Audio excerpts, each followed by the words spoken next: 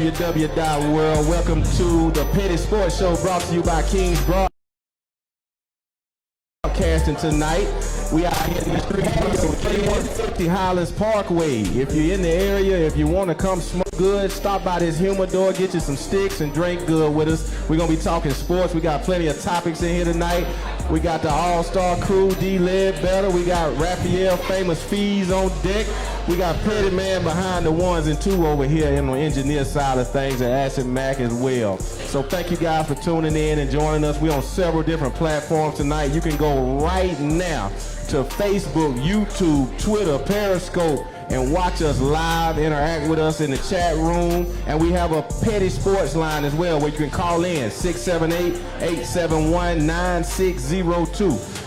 We will be flashing that throughout the show across the screen if you're watching on your devices. But yes, thank you so much. We appreciate it. You could have been anywhere else in the world tonight, but you're right here with the crew making it do what it do. We really appreciate it. Yeah, so I'm going to pass the mic on over here to my crew. D-Lynn, you know, we were slipping last week, man, but we're going to make sure we get you right this week. Tell the people, let them know you're in the building, baby. No doubt. Thanks for having me, Dear Orlando Ledbetter of the Atlanta Journal-Constitution. Follow me on Twitter at Dear Orlando AJC. Follow the Bowtie Chronicles podcast and the Cover 9 at 9 blog. Everything you need to know about the Atlanta Falcons. Yes, sir. Y'all know what it is, man. It's your boy, Famous Fees, at the Clutch Sports Talk Radio on his 92.3.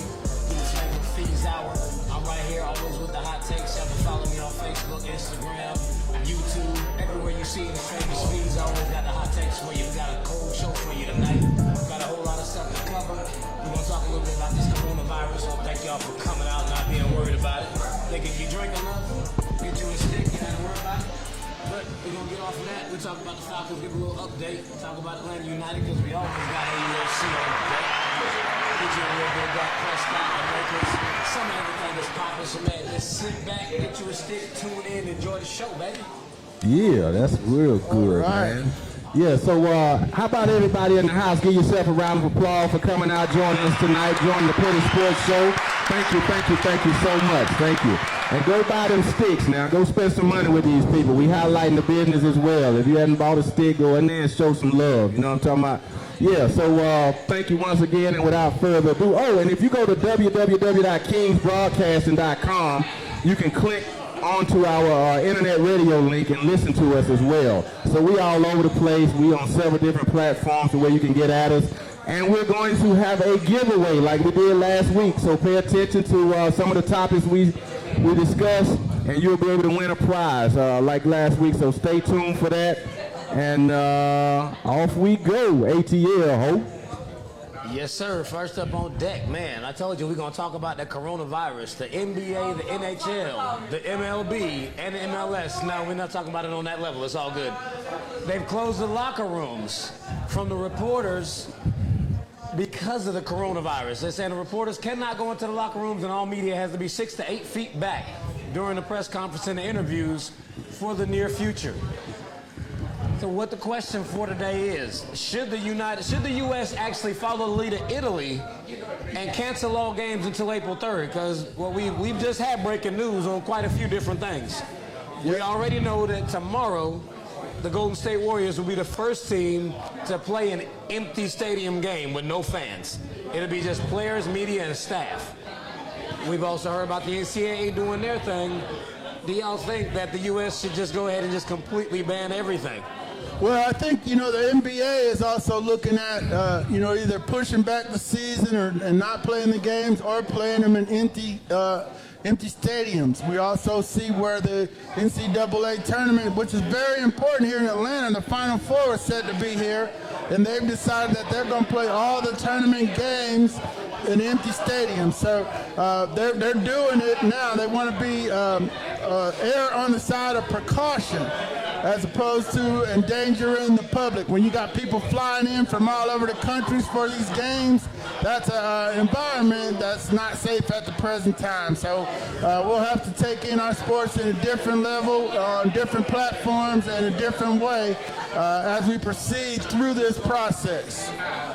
Right, I see they're considering actually just suspending operations for a particular period of time. They didn't say exactly how long, but I know the revenues will be like outlandish. Now, Golden State is the highest grossing per game team in the league right now. So, I mean, that's going to cost them on average like between $3.6 and $3.8 million per game to not have fans there. Given the ratings might go through the roof, they're going to lose a lot of money. So it'd probably be more beneficial for them to postpone the games than to actually just play them without fans or cancel them. Yeah, go into the summers. What do you think, Mike? Well, for me, man, I really think you really have to look behind what's going on in front of you. This virus is clearly very serious. They're downplaying it for the most part, but when you have people missing billions and billions of dollars, that's not for just something that's fluky. This is a real dead-ass serious virus, man, so everybody need to take note and understand what's really going on because people are being affected every day. Like I said the other day, man, you have 40,000 people a year die from the flu. We're nowhere near that. We got 4,000 people worldwide that have died from this coronavirus, and they're in an uproar in such a way to the point to where they're canceling major money events. Popular sporting events. Like you said, Golden State, the NCAA, nobody thought they would do that. Here at the Dome, it takes like 5 years to kind of schedule that kind of deal, you know? Get on the dockets and make it right, but no games this year so far. So I think, man, that's a serious deal. If that's what it takes to keep people safe and avoid lawsuits, I mean, run it, you know? Well, I mean, state governments are really taking that out of the league's hands. They're not even making them make decisions. So, I mean, up in Washington, they've already ruled that it has to be like gatherings of more than 250 people are banned. For San Francisco, it's 1,000 plus. Right. Yes. So that made it real easy for the owners of the team and for the league and be like, okay, we can't have fans in the stadium because of the restrictions that's been placed by the state. That's right. I mean, the governments took care of that part for them. But we're seeing it just trickle down everywhere. I mean, just right here, they got the school systems in Fulton County shut down for a couple of days. They're not going to school tomorrow either. Really? No. Wow. Yeah, like they're not going to school. The Ivy League canceled their conference tournament and just went on ahead and put the men's and the women's champion, like the regular season champion, in the tournament without playing for it. It's starting to get big. The Big West Conference tournament is being played without the fans. I mean, there's really only 10 states that haven't recorded, like they haven't reported any cases of the virus. Wow. And those 10 states don't have teams. Wow. They don't have professional teams. They got colleges. Yes. But they don't want to have those tournaments there either. Yeah, man. Like I said, D-Led, I think this is serious, man, and they're trying to downplay it as much as possible, but I believe we need to beware for our safety, and if they're willing to miss billions and billions of dollars, we need to take notice and understand that this may be a little bigger than what they're leading on. Man, I thought it was nothing myself, but going into the playoffs is about to get stupid. The NBA playoffs, that is. Yes, and the college. College is more popular than the NBA, so, I mean, my goodness. Saying LA is $10 to $15 million per game that they'll be losing if they don't have those games. Wow. Unbelievable. Well, on top of all that, I think the money issue is important, but I think we have to look to our science, technology, and medical leaders to get a handle on this. We got a lot of smart people in this country and in the world that can get on top of this. Some of the commercial infectious disease firms are on top of this with tests, with trying to find a cure for it also. Now, with the money that's being lost, will be pushed towards finding a cure for this. I don't know a timetable, but I'm willing to wait and sit. I know a lot of firms have banned travel for their employees, allowed them to work from home. I know in Seattle, Microsoft had 50,000 people they pulled off of the streets in Seattle.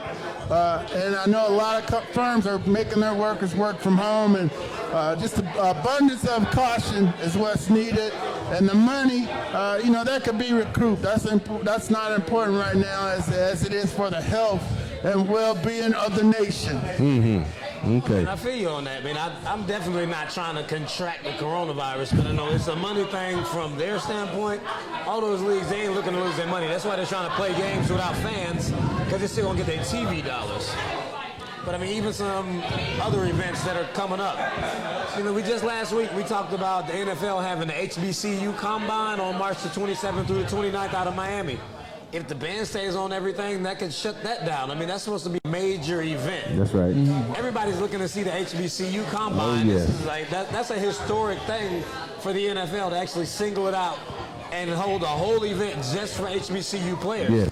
I mean, I do not want to see that get taken away because of the virus. Yeah, and I was heading to that, and then going into that in Miami, the owners meeting is set to go from the HBCU Pro Day to the owners meeting in West Palm Beach, Florida. And, we're waiting to hear from the NFL on whether that's going to take place or if it's going to be a virtual meeting. But yeah, those are very big things where they do the rule changes, the coaches meet with the media, and you get a lot of your off-season stories heading into the draft. So that might be something that is also curtailed. That's the first thing that the NFL has on its plate, because they don't, the draft in Vegas could be in danger. They've been dying to move that thing. They had 4 million people at the draft in Nashville last year. So that could be very big. That's on the horizon, but they're going to draw it out and wait as long as they can to decide whether that's going to move on. Yeah. So you guys walking around fist bumping people more than usual? Not shaking anybody's hand, you're just doing like the fist bump, you know what I mean? Elbow, what's up, blood? You know what I mean? Bam, It ain't a whole lot different for me. I mean, I will say this. If it took the coronavirus to make you wash your damn hands, you's nasty anyway. You should have been doing that already. You going to the bathroom and not washing your hands? That's a problem. What's really going on? Yeah. Why did it take all that? Now all of a sudden you hand washing, you sanitizing, and you're like, oh my God, I gotta get away from everybody. Don't cough, don't sneeze. I felt that way anyway. I didn't want you to cough or sneeze on me before we heard about that. And they're talking about getting all the fans away from the stadiums. What if a player got it? Well, I know if LeBron got it and they play the game, everybody on the court gonna get it too. So he's safe. Do you think Which sport do you think will be affected the most, and which one will seem like the most weirdest to play without any fans? I mean, it'll definitely be basketball because the fans are right on the court. They're right next to everything, and they give the players life. I mean, every sport, the fans give the players life. But in basketball, you can see them, you're right there. They're close enough to touch them. That's why they had the issues like with Westbrook getting into it with fans and players fighting against fans and everything else. Right, okay. The NBA is up close and personal when we start talking about their interaction with the fans. So a game without fans is going to look like a scrimmage or a practice. It'll be very strange to actually watch that. I agree. I mean, LeBron said he went on record. I think they asked him yesterday what he would do. He's like, hey, if that's what they want us to do, I'll do it. It may seem weird, but they're going to play. They want their checks. If they don't play, they don't get paid.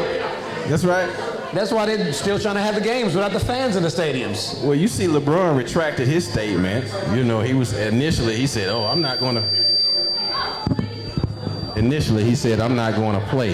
No fans. That's who I play for, my family and the fans. If they playing. So now he's retracted the statement and understand the severity of what's really going on, and he wants to be safe too. Yeah, but I mean, you're safe from the fans in the building, but you ain't safe from the players. I mean, how many times we sat up and talked about Michael Jordan in the flu game? If you got a coronavirus, you might have dropped 50, but you infected everybody. We're going to talk about how many points you scored or how much damage you did. That's why I say, man, they're kind of playing devil's advocate with these two viruses. The flu kills 40,000 people a year. We're only at about 4,000. I don't mean to make light of it by saying just only 4,000, but since November, I think this virus has been out there when it started over in China, and 4,000 deaths have taken place. So it's really not superseding what we already deal with in the influenza. So I don't get it, man. But whatever they want to do to help keep us safe, I'm fine with it. I mean, I'm really trying to figure out now what's going to happen on Saturday. Atlanta United plays KC or Sporting KC on Saturday right here in the Benz, and I'm really worried about whether or not I'm going to be able to actually go to the game. I don't miss Atlanta United matches. They're playing tonight at 10:30, but they play here on Saturday. And the way things are looking, they're going to play in the Benz with 0 fans, which is completely opposite of what they normally do, because they break MLS attendance records every single time they lace them up. I mean, that's going to be major to the city. Do you think they should give the fans the option to say, hey, either I want to go or no, I don't, and just still have the events? Well, no. The whole premise behind doing it is to keep the crowds away so they don't spread it. Well, I understand. If they give everybody the option, there's going to be 72,000 fans in there. Ain't nobody going to say no. Everybody was at the tailgate this past Saturday, hugging, shaking hands, dapping up, and then playing and doing the kid and play, but everybody was like, man, whatever. So you saying we need Big Brother to tell us what to do? If that's what they're going to do, they need to just do it. They can't halfway do it because we're not going to do it. All right, that's what's good. That's what's good. If they give me the option, I'm going. I'm not even worried about it like that. Okay, all right. I got you, bro. I got you. Maybe I should be, but I'm not, as of yet. Yo, so we want to take this time to thank everybody once again for joining us tonight here at the Petty Sports Show at the Patio, 3150 Highlands Parkway in Smyrna, Georgia. If you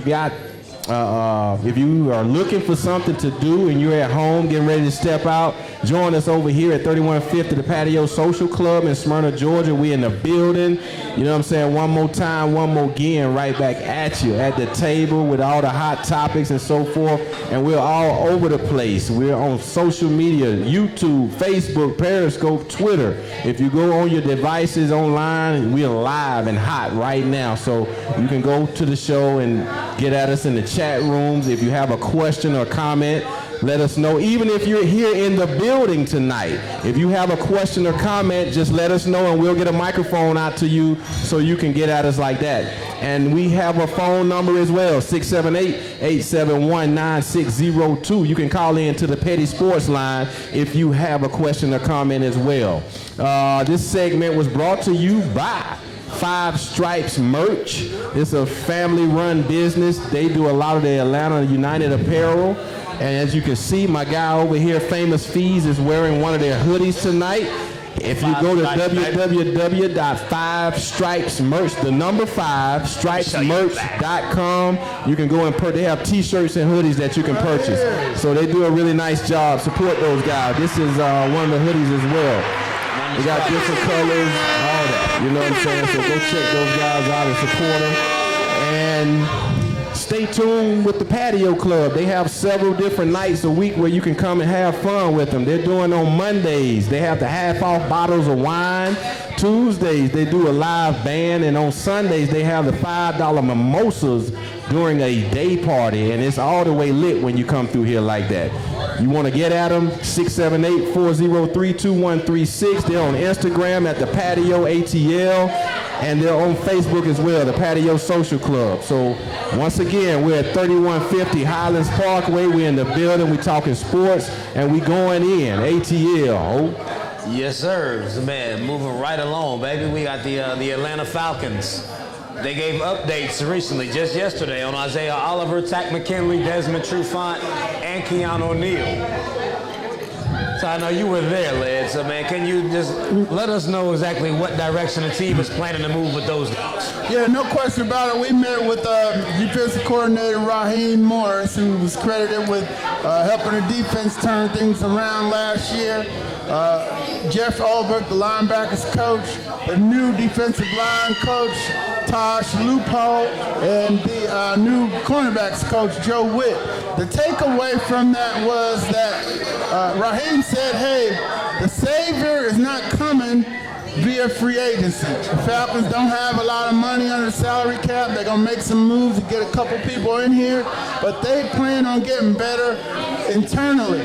Now, they're going to need a couple young guys to step up. Isaiah Oliver, second-year cornerback. They think they can get him to play better.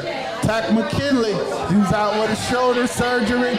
They don't have Vic Beasley. They need a pass rush, so they need Tack to get well. And then Tosh has an improvement plan for him to help him get to the quarterback. So those are two starters right there that can improve the defense.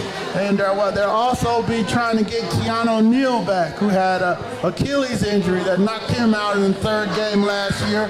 They need his physical presence. He gets up on the line, takes people out, shuts down tight ends. He'd be very valuable if he can make it back. They don't have a timetable on his return. They're hoping to see him by training camp. And then also Desmond Trufant, the left cornerback, he's coming back from a broken forearm. And they'll need him back to, one way they're going to try to improve the pass rush is have better coverage. So that's 4 starters right there that they need back. They need playing at a higher level. It's going to make the defense better.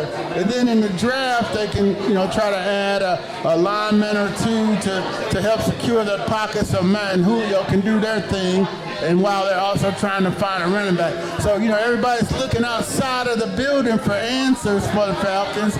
But Raheem said the Savior isn't coming through that door. It's not coming from outside. It's going to be from them getting better as coaches, them getting better with the players that they have on board. So I know that's not a hard sell to the fan base. It's not real sexy, not real pretty to go out and maybe get a Deontay Flower or get a big lineman in a Tooney. They don't have money for that. So they got to get better for who's in the room. They got to look around the room and improve that way.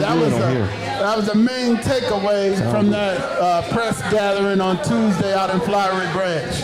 But don't you think they should do both, though? They don't have any money, Fizz. I wish they could do both, but they done spent the money. It's a salary cap in the NFL. I would like for them to spend money. Everybody would like for them. Deontay Fowler looked pretty good. He was wrecking them when they played the Rams this year. Aaron Donald and Fowler, they couldn't buck them. So Fowler and Grady Jarrett would be dynamite. But you got $15 million? Not going to cut it. Not going to cut it. And that's what I hate about my team and the officials or the staff, what do you call them, the executives in the front office. They put us in this position with their bad decisions in the past. Now we don't have enough money to spend right now to go out and get that A1 player we need on the defensive line, whether it's an end or a tackle perhaps. We're struggling if we want to go and get somebody like my guy Chase Young, we have to spend too much to get him. Is it worth it? Do we need to maybe just not go as strong and hard for somebody like that, or just kind of pull back and wait to see if we can get more of what we need? Maybe rolling the dice, if you will, trying to make a pick that way. And mind you, yes, I don't trust these guys to do that. I don't trust these guys. Outside of the sexy pick, it's easy to pick the stunners. You know what I'm saying? It's always easy to pick the stunners, but when you got to dig in the weeds and really find those grimy players, they don't do well at all, man. Yeah, their scouts are out grinding. I've been on the pro day circuit here. I was over at Auburn. They had scouts there. They were at Georgia Tech's pro day today. They had scouts there. Kennesaw State had a small college combine. Guys from Tuskegee, Morehouse, Berry College, Kennesaw State. Okay. And they had 4 cats there digging in the woods, looking in the bushes to find some players. The scouting department's got to come up. It's extremely rude to do it, but I got to interject. Oh, go ahead. That's what we do at Petty Sports. It's 8:24. All right, let's go. So we do every single segment, every show, every night at 8:24 p.m. to honor my man Kobe Bean Bryant. We all got to put one up in the air and call his name out. Man, 1, 2, 3. Kobe! Yeah, that's right. Every day, it's 8:24 p.m. It's got to happen. Then we get back to regular scheduled program. That's right. No doubt. What you gotta have faith in, or at least know, Mike Dale, is that the scouting department's out beating the bushes. They gotta come up with some players. They found Grady in the 5th, but they've been missing on cats in the 3rd round. Deidre Sanat, maybe he could come along. John Comiskey was in the 4th last year. Maybe he could come along. They found Kendall. They found Kendall in the 4th round. Ohio State cornerback. They missed on Jalen Collins in the 2nd. They missed on Duke Riley in the 3rd. There's too many misses right there. That's my point. See, you feel my pain. Too many misses right there. You feel my pain. I'm gonna stop shooting. I'm having to laugh to keep from crying. Yeah, but you know what I'm saying? You know, just look at the good ones, though. They did hit on Keanu Neal and Deion Jones, you know, and Devondre Campbell and Hooper. But them two got to go now. They ain't got no money for them, so they got to hit again. This has got to be a good draft, like the Keanu Neal, Deion Jones, Tevin Coleman, and Austin Hooper draft. They hit on those. 2020, the scouting department's got to come up big for the Atlanta Falcons. Do I understand correctly? Is Devondre Campbell trying to see if he can restructure something to come back to the team? He wants to come back. He's all over Twitter at come_along_way. That's my man Devondre played with my little cousin down there in junior college. So he's a nice, respectful young man, but you know he's looking for his bag too. So that's right. That's right. Coach Olbrich said he wants him back. His daughter babysits Devondre's kids, but you know that Devondre might be looking for a new babysitter in another city because of the business of the NFL. So, okay, all right. If they can get him back, that'd be one of those coups under the salary cap if they could pull that one off. That would be nice. What are we working with? Maybe, but so y'all saying that since y'all missed so many shots, you just ain't gonna shoot no more? No, they gotta keep shooting. They got 8 minutes to shoot. Gotta keep shooting. But he made it clear. He said it gotta be Chase Young, but you gotta bring somebody in. But the best picks are the 1 through 10. After that, it gets real shitty. You know what I'm saying? Because other teams find gems later in the draft. So, I mean, we can't say that. This front office has a problem doing that. That was my point earlier. These guys, I don't have very much faith that they can go and do something. They got to keep shooting. You got to bring in somebody that gives the fans a little faith or something to follow and develop the people that are currently there. Both of them have to happen. One dude ain't about to come in and save them, but if they actually do the inner work that needs to be done and bring somebody in to get the fanfare and get everybody behind them to actually make them believe that you're trying to make some moves to do something for the team, then they'll actually get everybody behind them. Okay. Otherwise, it's going to be just like it is. Y'all starting to turn into Atlanta United fans. Y'all don't even like soccer. Hey, man, I ride or die with ATL everything. You know what I'm saying, son? For real, for real. Y'all don't even know no chance. You're right. I'm learning. I'm trying to learn. Before I go to the game, I will know one. And I'm going to rock with you. You know what I'm saying? Because you know how to do it, bro. You know? It's all good, though. If you want to go, hit me up. Yeah. You can hit me in the DMs, hit me in a regular message or whatever. I'm always at the game. You see me chanting, you see me singing, you see me drinking, you see me kicking it. That's what we do. That's right. It's an atmosphere. It's a whole culture. Hey, if you in the building and you ain't buying no sticks, that's a problem. Go over there to that humidor, buy a stick, support the business here at the patio. If you in the area watching us online, come through 3150 Highlands Parkway in Smyrna, Georgia. Come kick it with Petty Sports, brought to you by Kings Broadcasting. We're in the building. We got D. Orlando Ledbetter, Famous Fees, and you got Mike Bell, baby. You know what I'm talking about? No cap. So we're going to keep it moving right along. What we got, Fees? Yes, sir. We moving on to them LA Lakers, baby. Oh, okay. The Lake Show. But don't drown, though.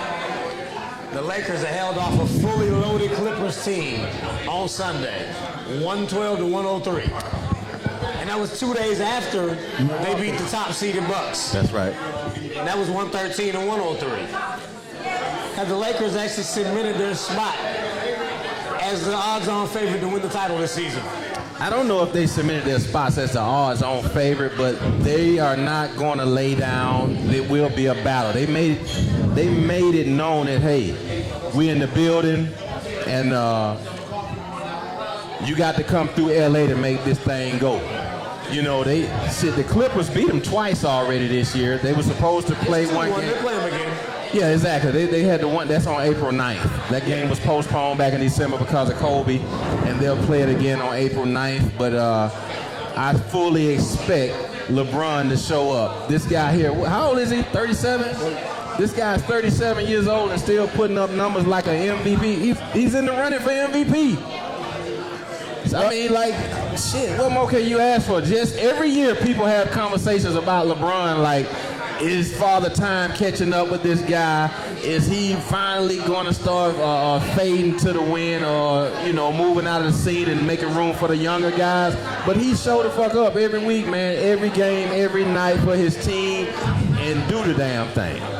So, I think the Lakers put everybody on notice that, hey, we're in the build. But shit, they turn around and lose to Brooklyn at home. Did you watch it though? I didn't see it, but I just saw some of the highlights. But I was surprised. I was like, damn, LA at home and lose to Brooklyn? Well, I think LeBron server noticed that, hey, I got at least one more title left in me. That's how he looks to me. I've been watching him since Akron St. Vincent High in Ohio. Watch him at the Cavs drag Boobie Clark and the guys to the finals, leave to go to Miami, come back to Cleveland, get him one. And he's looking just as good at 35, 37 as he has at 22, 28. Boy takes care of his body. He's going to be a tough out in the 7th-game series. And he's managing the court. He's still managing that court, minding for the mismatches. You saw him work his magic against the Bucks on Friday night. They played enough defense on Bledsoe and Middleton to negate Giannis's big game. So you saw that, and then you saw him come back and take Kawhi and them out. He's serving notice. He's ready to make another run at the NBA title. Oh yeah, they got a pretty cut and dry formula to what they're doing. Right. They're gonna give the other team superstar a difficult time getting shots, but they're gonna let them do the work, shut everybody else down. And then LeBron and AD got to show up. But it gets even deeper than that. Against Milwaukee, where LeBron went for 37, 8 and 8. AD had 30 and 9. LeBron's playing about 35, 36 minutes a game. Seems like he's getting a lot of usage. He turned around against the Clippers. He had another 35 minutes in here for 28, 9, and 8. AD had 30 points, 7 rebounds. They're getting that very consistent, about like 37, 38 points from one, 30 from the other. What the discrepancy is between all of those games is the bench. Against the Bucks, they got 35 points collectively, and that was out of Kuzma, Caruso, Green, McGee, and Rondo. Against the Clippers, they got another 24 out of Bradley and 17 out of KCP and Kuzma. Mm-hmm. When they played the Nets, nobody else did anything. It was LeBron with 29, 80 and 26. Yeah, Kuzma, Bradley, and KCP at 31, but that's 3 people. That's not enough production. What they need out of their bench is at least 40 and 20. Right. They need 40 and 20 out of any number of collective players on the bench. And they actually got to come in. They played very lackluster against the Nets. They came out there like, hey, we just beat the Bucks. We just beat the Clippers. This game ain't really that serious. And didn't take the Nets for what they are. The Nets are actually in the playoff race in the Eastern Conference. They're in the 7th place.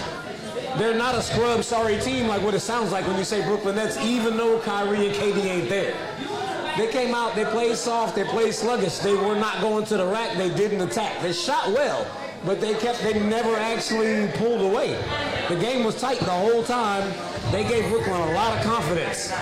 And the one thing you can take away from both of them with their lack of aggressiveness is the fact that they didn't get any free throw attempts. Their percentage and their aggressiveness go hand in hand. That's right. They shot 58% from the line against the Nets, but they were only 7 for 12. So they didn't shoot that many. To put that in retrospect, if you look at the other 2 games, they were 31 of 38 from the line against the Bucks and 24 of 28 against the Clippers. They were less than half the production from the free throw line against the Nets they were in those other 2 games because they didn't play as hard. Right. They were just out there running through the motions in slow motion like they ain't that good. We can just go ahead and take them out in the end. We'll turn it on. They approached those other 2 games like they were playoff games and it showed. So I'm not really taking anything away from the Nets other than the fact that they felt like they could take a break and they couldn't. Okay. Yeah, new coach. And that's been the Achilles heel of LeBron's tenure as the king of the court. He doesn't take care of business like Michael Jordan do it. Michael Jordan then would cut your heart out. They didn't care who it was. They come beat you out early. If it's the Bucks or whoever was the low team in the league, they came and handled their business no matter what. And LeBron tries to go up and down with the load management and those type of things. And they don't have the killer instinct. If they had the killer instinct, they would have went and took care of Brooklyn with the new coach. You know, they got rid of Coach Atkinson, and they didn't do it. So that's in the playoff series, you can't take any days off, and that's the thing they're gonna have to do in the playoffs. I mean, they should have taken care of the Nets, but I understand what happened. No doubt, yeah. So just as far as them being odds-on title favorites, I think they absolutely are. Right. So long as they're healthy, there's not a single team in the league that they can't beat. They're 49-14, 5.5 games ahead of second place in the West because they're in first. With 19 games left, they got the Clippers sitting right behind them. In their last 19 games, they've got Houston, Denver, Utah twice, and that's their next 4 games. They play them coming up. I don't know what's going to happen with that as far as the bans and the coronavirus and all that, but all of that being pushed aside, they don't really have to do a lot. They play 8 playoff teams in their next 19 games, and they win 2 to 3 out of those 8, and then 8 or 9 out of those last 11 between all the bottom dweller teams. There's no way they get knocked out of first place. If they lose 6 straight games and win the rest of them, they're still going to be in first place. They're not going to lose that many games, so they already got home court advantage. They say it's not home court because they both play in LA, but the stadium is different. The Staples Center, when the Clippers are the home team and when the Lakers are the home team, it's not the same place. It doesn't look the same. It doesn't feel the same. When you watch the Clippers game, like you just watched the game on Sunday with the Lakers and the Clippers, have you ever actually looked at the Staples Center and been able to see all up into the crowd, into the rafters? They have the little black city skyline around the bottom of the court. I mean, the court looked dope, but it didn't look like it was in LA. I've never actually seen up into the stadium like that. Okay. When the Lakers play, they put a spotlight on that thing like it's in Hollywood. You see the purple around the outside of the court, the yellow around that joint, and everything else is black. You can see maybe the first 3-4 rows of the stadium. You see Jack Nicholson sitting there. See the celebrities. That's it. You can't see the fans at Staples Center. Okay. It's different when the Lakers are the home team. Yeah, I got you. So they still have home court advantage if they're the home team. But I don't see anybody taking them out. Be very interesting to see. I think we're sitting pretty. I don't think it's a whole lot that nobody's going to take the Lakers for granted. How about that? And I guarantee you the Clippers, they are loading the ammo and ready to fire. That is the only team in the West, in my opinion, that can get in the business. Kawhi is a fucking winner. That guy's a fucking winner. Everywhere he goes, that's what he does. He's a true and proven leader, and he has a good squad. So it will be mano a mano, and may the best man win. That's what I see coming down the road. Kawhi's been a beast, but how do you explain the fact that Toronto is the number 2 seed in the East without him? They didn't do shit before he got there. They didn't replace him. But they didn't do nothing before he got there. They did that before he got there in the regular season. Postseason is where they had their issues. They didn't off. They got beat by LeBron. They couldn't get past LeBron when Toronto was making their runs. That's right. He jumped them every time. So Supposed to. Just in the West, you still gotta, you can do the Lakers, Clippers as the finals, but Denver's gonna have something to say. Small ball's fading, so we're seeing that was not gonna work full time. It was a gimmick thing, and Houston's probably not gonna be a factor. But Denver's a team to still keep an eye on. Utah's not that far off, but it's definitely 2 big Cadillacs in the West. Just to shift gears a little bit, do you think Toronto comes out of the East over Milwaukee? No, I think Boston comes out. Really? Both of them. Wow. Keep an eye on the Heat. Okay. Keep an eye on the Heat. I agree with that, but I think I don't know if Milwaukee has enough to take on Toronto if it goes down that way. I never kind of put Boston in the mix like that. Every year one team out of Boston sports comes out somewhere. Jason Tatum taking the Patriots come out. You ain't looking at the Red Sox. It's going to be the Celtics then. One of their teams is making it to a championship. Okay, all right. That ain't to say they're going to win. They getting somebody in. Somebody from Boston between the 4 major sports goes every year. That's right. It's ridiculous. We got Boston in the house. Boston in the house. We got some people representing here tonight for Boston. Yes, This guy right here is the director of media relations for the New England Patriots fan club. That's who he is. Rafael Famous Fees right there. That's a big time dude. That's what I do. Yo, we thank everybody for joining us again once tonight here at 3150 the PATIO Social Club in Smyrna, Georgia. Come through, spend some money, buy the sticks, get a drink, come talk sports with us. We got Ledbetter on the panel tonight. We got Rafael Famous Fees, and you got Mike Bell, baby. Go to www.Kings Broadcast and you can listen to it on our internet radio station. Click that link for Pulse 880 and you can hear us there as well. You can go to YouTube, Book of Face, Twitter, Periscope right now and get at us and see the show live.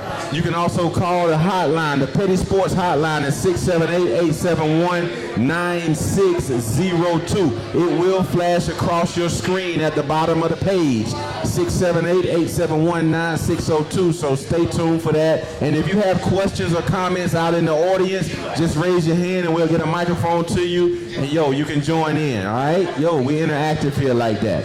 You know what I'm talking about? Cool. And this segment, once again, was brought to you by Five Stripes Merch. Go to www.5stripesmerch.com and go spend some money with those guys. They are an Atlanta United apparel company. They do t-shirts and hoodies. So if you go over there, we'll really appreciate it. Show your love. They do good work. It's a family-run business, so support those guys. And we appreciate it. Yeah, ATL, ho. Yes, sir. Sticking with the Five Stripe merch. It's about that time of the program. It's time for Atlanta United trivia. Winner of the trivia question will get a promo code and get $5 off on Five Stripes merch. You can get one of these dope hoodies. Got them in multiple colors. They got t-shirts. They got all kind of apparel. Y'all go on their website and check it out. So I need y'all ready. Are y'all ready for the question? Listen up, everybody. I've been watching. I need somebody to be ready. Listen up. We have a question for people to win a prize right now. So, hey, here we go. It's a $5 promo code going on Five Stripes merch for whoever can answer the trivia question. Who was the manager of Atlanta United before Frank DeBoer? Who was the first manager of the Atlanta United? Which that's the coach, for those of y'all who know what I'm talking about. Who's the first coach for Atlanta United? We have a $5 coupon to give away for the first correct answer. Let him tell him. Somebody said something. Who said it? Somebody said something just now that. All right, he got the MLS Cup in 2018. Right. Somebody, I heard it again. Okay. All right, that's what's good. Make sure. Give him a round of applause, ladies and gentlemen. Yeah, that's what's good, bro. We got a code to give you. What's your name, big guy?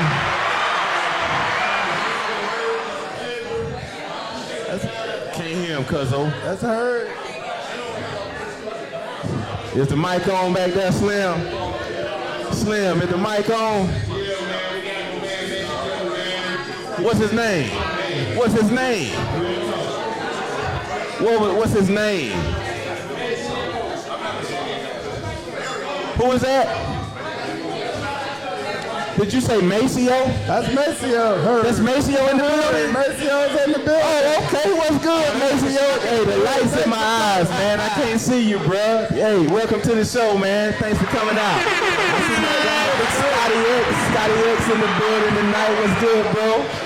Yeah, so thank you guys. Okay, my man just won a $5 discount for a hoodie on fivestripesmerch.com. Appreciate it. Yeah, way to participate. That didn't take long. Hey, you know what? Hey, check it out. What kind of stick you smoking over there, Fees? I got a gatekeeper. Gatekeeper? All right. Oh, yeah, How you like that? Oh, this is a good stick right here. You like that? It looked like it got my man from 300. They tried to, not from 300, from Gladiator, the stab Maximus. Yeah. Claudius. Are you not entertained? That's what it looked like. Okay, what about you, man? What you smoking on, D-Lid? Smoking. Yeah, I got an L40. L40, nice smooth smoke. Okay. Goes right. well. Oh, that's a Liga Privada. Liga Privada. Okay, by Drew Estate. Yes, All right, very nice stick. I like Liga Privada. I like Drew Estate. I'm on there, AJ Fernandez. You know what I'm saying? The Hoya. That's a very good stick. So, hey, go. We just named 3 different sticks right here. And it's Petty Sports approved. So go over there and buy a stick from that humidor. They got a real nice humidor over here in the Patio Social Club. Come out, spend some money, show your love. We're in the building. We're talking sports. We going all in. Coronavirus, the Lakers, all that, man. You know what I'm saying? Atlanta United, we giving them the business. So, hey. Yeah, my man Gary back in the humidor will help you out if you ain't really sure what you want to smoke. You want something mild, you want something hard, need something soft, he'll get it for you. Okay, yeah, exactly. Yeah, okay. Yes, sir. All right. Yeah, man, we're going to keep this bad boy rolling. Y'all go back to the humidor. Go ahead and get you a stick. You may have to recommend you a stick that Joseph Martinez smoke every time he scored. Just because, you know, we all more than the ACL, but we're going to stick with the Atlanta United. Just this past Saturday, the Five Stripes pulled out their home opener against Cincinnati FC. Well, FC Cincinnati 2-1. Yay! Exact same formula they had against Nashville. Yay! Barco scored the first goal in the 21st minute. Then Hyman followed him up with the game winner in the 55th minute. So they rolling it, but hey, in 2 matches, we got 2 Barco and 2 Hyman goals. They really rocking with this formation. They rocking with the 3-4-2-1. So they're pressing. Without Joseph, I was surprised that they actually are playing offensive formations like that. But that seems to be just what Frank DeBoer wants to do. He's got players that fit his scheme, so even without Joseph, he's going to continue to do his thing. I mean, up next, we got Club America. So now, folks that don't really realize who Club America is and what the CONCACAF Champions League Cup is. They're playing Club America. That is the most decorated team in Mexico. I mean, they're like the Yankees of Mexico. That's what they told me. They got 7 CONCACAF titles, 6 Copa Mexico championships, and 6 Campeones Cups. That's the same team that our very own Atlanta United beat in the Campeones Cup last season, 3-2, to be the first MLS squad to ever win the Campeones Cup. The CONCACAF is basically a meeting of the best teams in North and South America. So all the way from Canada down to the bottom end of South America, we got the best soccer teams on both continents. It's a major tournament. Club America is the best team in Liga MX, which is the top league in Mexico. So this is a major match. We play them tonight at 10:30 in El Azteca Stadium in Mexico. Apparently the coronavirus ain't made it there yet because they packing the stadium out. That stadium holds 101,000. To my surprise, they're not going to drop back into a defensive position, though. No, they're not. No, like I thought they were really going to flip the lineup and go back and play defense and just try to manage the game and hope you don't lose too bad. Right. They're sticking with the 3-4-2-1, and they're going to just play their game. Yeah, that caught me off guard, too, and, you know, that they were going to continue to attack and try to play the same style without Martinez. So far, so good. We'll see if that's going to hold up in Mexico tonight. I know when we get down here, I know you're going to see that game and watch it with your folks. I know a lot of people want to see that game and see if they keep attacking and take it to Mexico tonight. The Azteca Stadium, that's where people know from NFL games are played down there when they go down to Mexico. So I know they know how to rock that stadium down there. That's going to be a very good atmosphere for some soccer tonight. Oh, yeah, that's a legendary soccer stadium. Oh, yeah. Just for a point of reference, that's the stadium that the Rams and the Chiefs were supposed to play in the league the year before last on that Monday night before they put up 105 points. Yeah. But the field conditions were too bad. Yeah, and the locker rooms are far away. But I think the last game that was played there was probably, was it the Patriots and the Raiders? Yeah, that was correct. Yeah, that was the last NFL game that was played there, was the Patriots and the Raiders. So, I mean, it's a historic stadium. I'm hopeful that Atlanta United can go out there and actually push forward and really make some noise. I mean, they're using the away scoring, so we don't have to actually win the match. The away scoring means we get 2 points for every 1 goal we score to their 1. It works the same way when they come here next week. Okay. But if they beat us 1-2, we're up 3-2 in the aggregate. Good. You get total score from the 2 legs. We're playing them tonight, and we're playing them again next Wednesday. That game will be a Kennesaw. Why we're not opening it? Well, I guess we probably won't be able to go to it anyway, so I won't even really have to trip on it. I tell you, man, like I said, our team, the Atlanta United, is built to win. whether you have Joseph or not. Joseph, he makes our team exponentially better, no doubt about it. But this team is equipped to win with or without him, and we're seeing the evidence early on. They're making the adjustments. These guys going out executing. And what more can you ask for? Joseph is probably pretty proud right now. I think they have their work cut out for them when they go down here to Mexico City, because the referees show no love down there, man. They give them the business every time they go. They will get shitted on when they go down there. What's the name of that stadium? LS Tech. LS Tech. When they go to LS Tech, they will get shitted on like nobody did. The last game they got shitted on by the ref. Played against Motagua out in Honduras. Yes. And the game before that, the one that was a tie. Monterey. Yes, it was obvious fouls, even to the novice. You was like, whoa, can they do that? Was that legal? Both teams we beat when they came here. Yeah, my dudes. I know I was on Twitter last year and called it minor league soccer and got all the Atlanta United fans up in the uproar. But, I'm a soccer guy every 4 years for the World Cup. But I'm picking up my soccer game here for you. Your fans there that, you're not into soccer, and it's not the Premier League. It's basically what I was saying. It's not Man U, Manchester United, over in the Premier League. But it's the MLS has been growing. Atlanta's got one of the best atmospheres in the league, and so, you want to step your game up. Don't be ashamed. I didn't take it back that it was minor league soccer, but, that's in reference to the fact that the Premier League is, the top league in the world. So, but over here in the Americas, the MLS is gaining ground. So I'm not just a every 4 year soccer guy now. I'm learning a little bit more here about the game. Hey man, y'all got a public service announcement from Ledbetter retracting all of y'all folks that are upset about what he said about Atlanta United. Just come on board. It's not a club league. What did you call them? Minor league soccer. Oh, minor league soccer team. It's not that at all. They get national recognition. They're getting recognition all over the globe. Just last year, the English Premier League actually gave props to the fan base in Atlanta United. Said that's the closest thing to European soccer that you will ever see. Atlanta United breaks attendance records every week. Just last week against Cincinnati FC, that was the 10th most attended regular season MLS soccer game in MLS history. The 9 ahead of it are they're all Atlanta United games. Atlanta United holds all 10 of the top 10 most attended soccer matches in MLS, and they've only been around since 2017.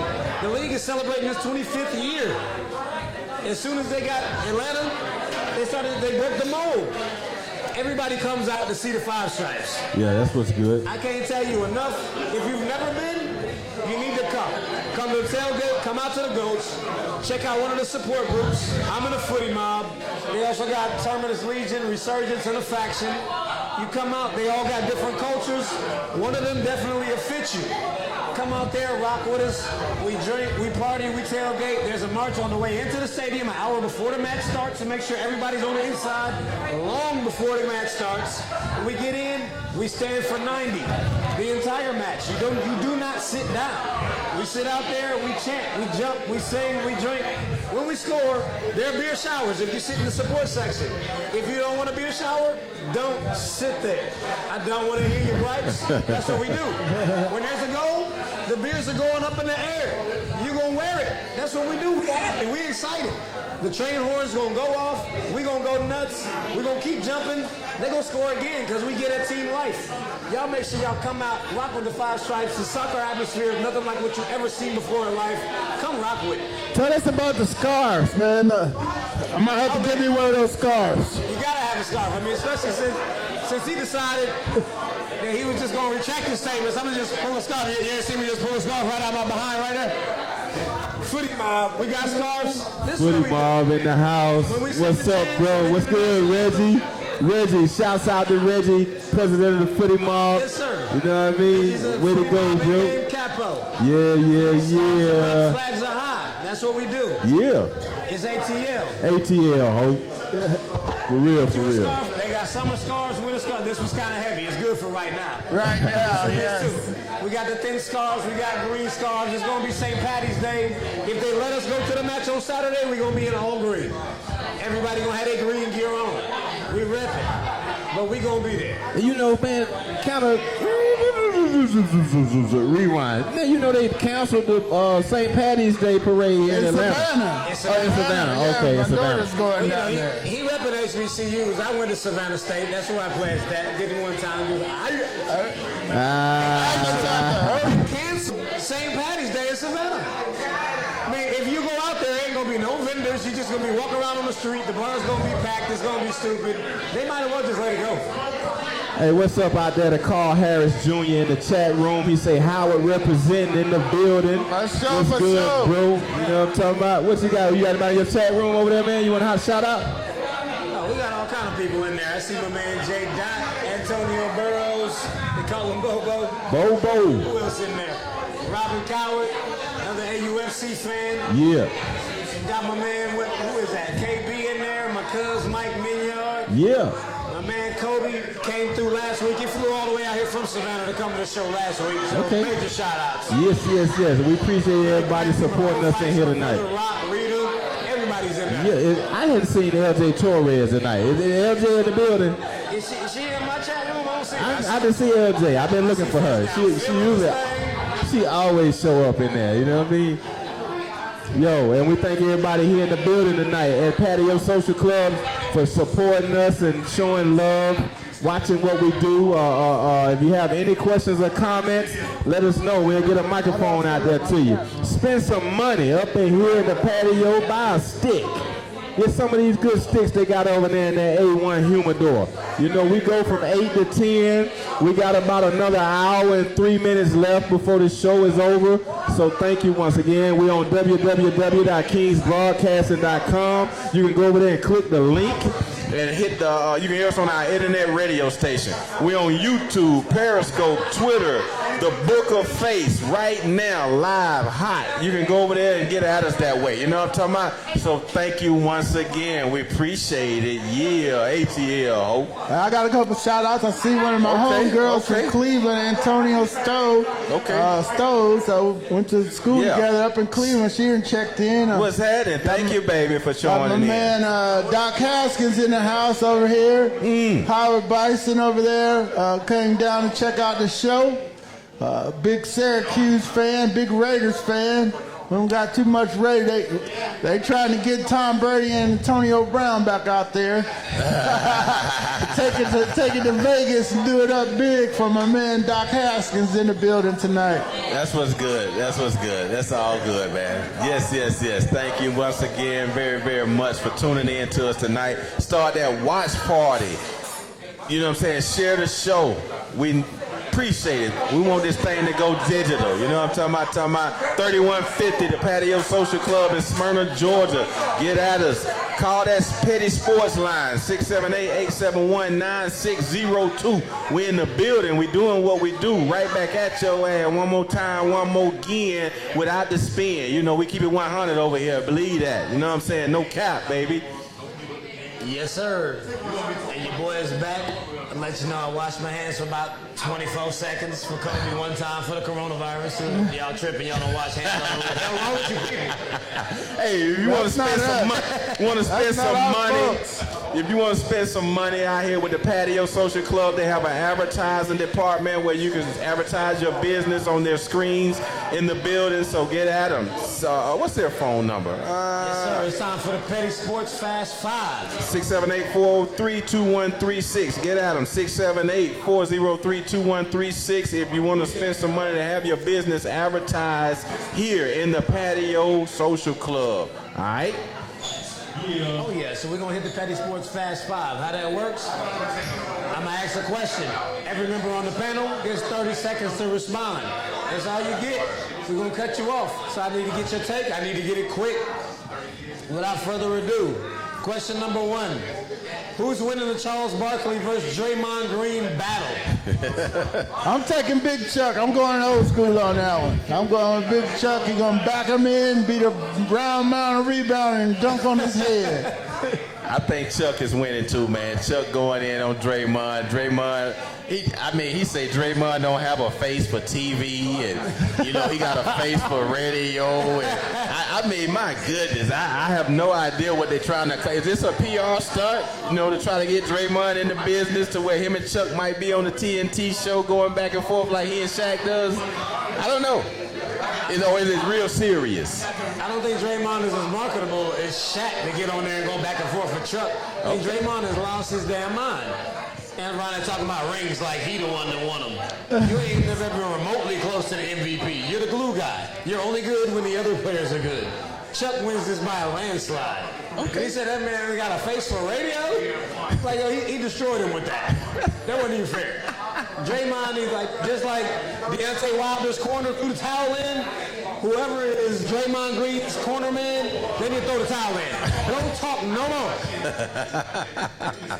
What up, Somebody tell Draymond to shut up. Shut up. What's up, Tripolar Tan Robinson out there in the chat room? We got Eric Thornton. We got Wesley Davis. Hey, thank you for joining the show tonight. We appreciate it. You could have been anywhere else in the world, but you're right here with the crew making it do what it do. Thank you so much. Yeah. Question number 2 on the Fast 5. If the Roughnecks, for those of y'all who don't know who that is, that's the Houston XFL team. If the Roughnecks win the XFL title undefeated, who will be the more popular football team in Houston? The Houston Roughnecks or the Houston Texans? They've been waiting to raise a banner for a football team in Houston. So I'm gonna go back to the AFL. That was their last title before the Oilers. No, they weren't even the Oilers yet. That was the old AFL team. They won a couple titles back in the day with George Blanda as the quarterback.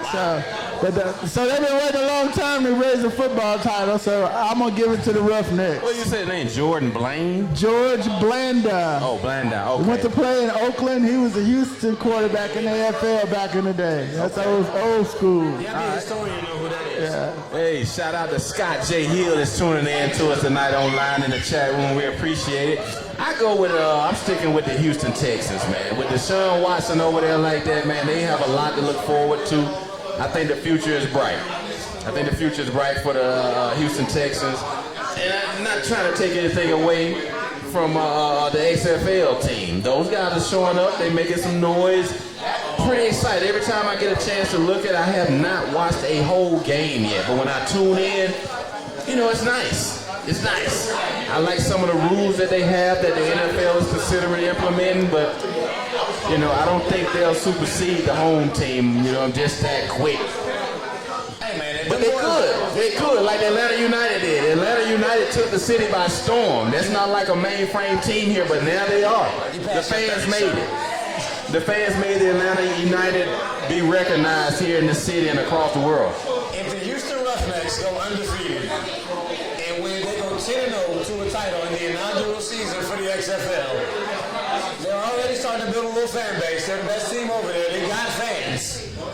The Houston Texans clearly can't get it done because they're blowing leads and they ride with Deshaun Watson. And he ain't getting it done. It's not to say he's bad, but he ain't getting it done. I think the Roughnecks will absolutely be the more popular team at the moment. Wow. They might get a following just like the United did.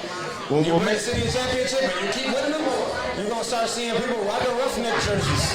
They got a dope name, they're the Roughnecks.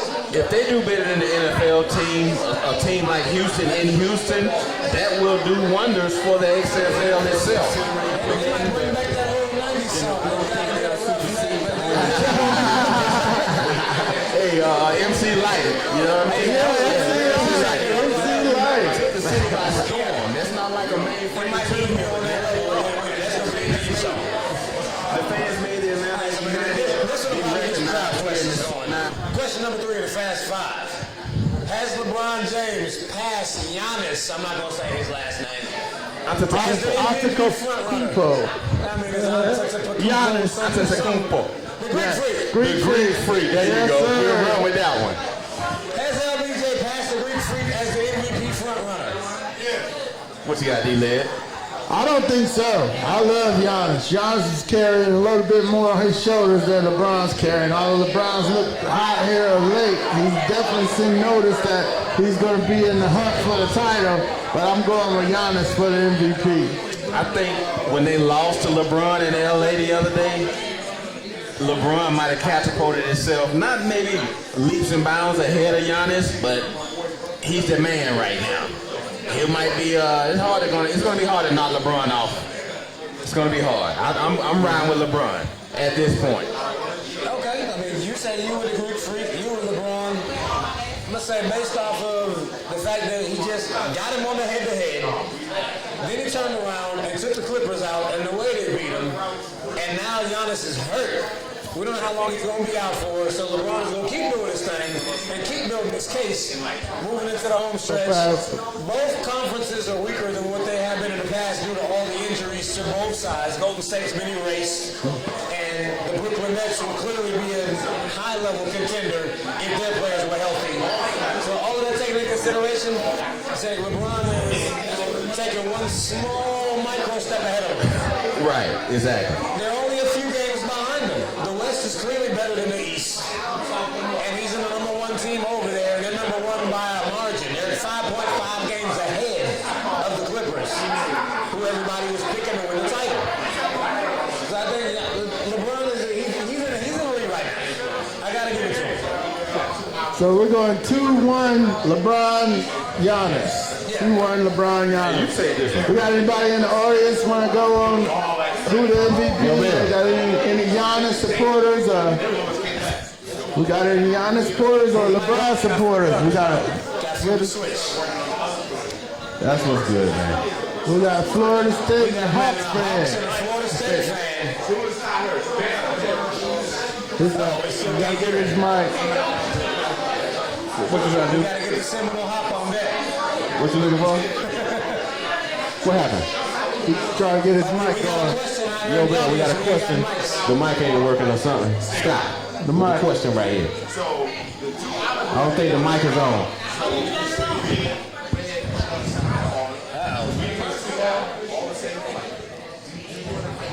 What up, D? D in the building. D won the prize last week. D won the tickets to the block party last week. Hey, you came back. You were a little late. You might have won some tickets this week. I mean, another prize, bro.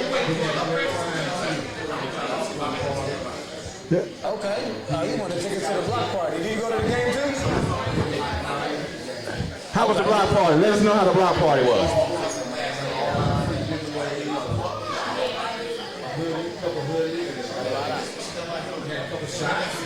Okay. Just speak up. He's trying to speak louder.